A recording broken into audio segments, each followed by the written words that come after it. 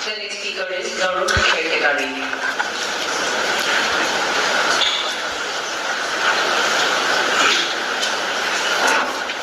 মাননীয় শিক্ষক মহোদয় আৰু এই মাছ সদনত উপস্থিত হ'ব পৰা মোৰ সহযোগীৰ বন্ধুবৰ্গসকল, মই আজি কেৱল জিলা প্ৰতিনিধি হিচাপে নহয়, আমাৰ ভাৰতবৰ্ষৰ 65% মানুহৰ মাত বুলি আৰু যাৰ সকলৰ বয়স 35 বছৰৰ তলৰ সেইসকলৰ মাত বুলি মই আজি উপস্থিত আছে।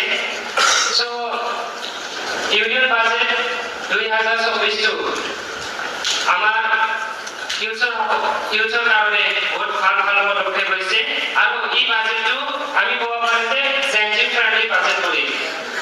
ইউনিয়ন ফাইনেন্স মিনিষ্টাৰ কৈছিল যে যি সময়ত বাজেটটো ছাবমিট কৰিছিল সেই সময়ত আমাৰ ভাৰতবৰ্ষৰ সমগ্ৰ ষ্টেটৰ পৰাই 30জনকৈ ষ্টুডেণ্টসকলক চাবলৈ দিছিল আৰু আমাৰ চৰকাৰখনে বহুত ভাল পদক্ষেপ ইতিমধ্যে লৈছে, যেনেকুৱা গাৰ্লছ হোষ্টেল বনাবলৈ লৈছে।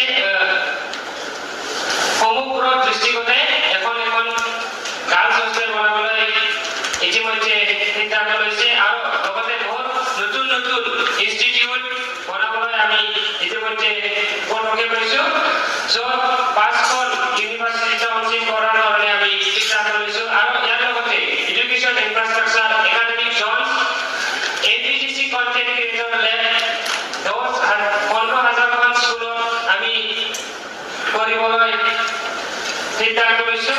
ইয়াৰ লগতে ফৰেন এডুকেশ্যন এলাৱেন্স TCS টো আগতে 5% আছিল আৰু এতিয়া 2%লৈ নামি দিছে। ITR ফিল্ড ডেডলাইনটো 31 মাৰ্চলৈকে বঢ়াই দিছে আৰু ইয়াৰ লগতে আমাৰ চৰকাৰখনে high forward education to employment and enterprise standing committee বনাই দিছে, যাৰ দ্বাৰা তিনিটা কৰ্তব্য লৈছে। য'ত আমি থাকিব strong economy, job stability, quality education, সবকা সাথ সবকা বিকাশ। আৰু মই ইয়াতে সদনত ক'ব বিচাৰিছোঁ যে আমি সকলো যুৱক যুৱতীসকলে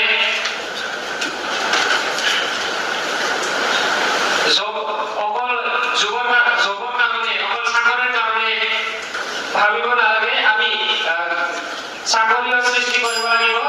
চ' ইউনিয়ন বাজেটটো যোৱা বছৰতকৈ এবাৰ 8.27% বঢ়াই দিয়া হৈছে, য'ত নেকি 1.39 লাখ ক্ৰ'ৰ বাজেট আমি কৰিছোঁ আৰু আমাৰ ইণ্ডিয়াক ডিজিটেল ইণ্ডিয়া আৰু স্কিল ডেভেলপমেণ্ট কৰাৰ কাৰণে আমি সিদ্ধান্ত লৈছোঁ। মই লাষ্টত এটা শব্দ কৰি মই সমাপ্ত কৰিব বিচাৰিছোঁ যে this is the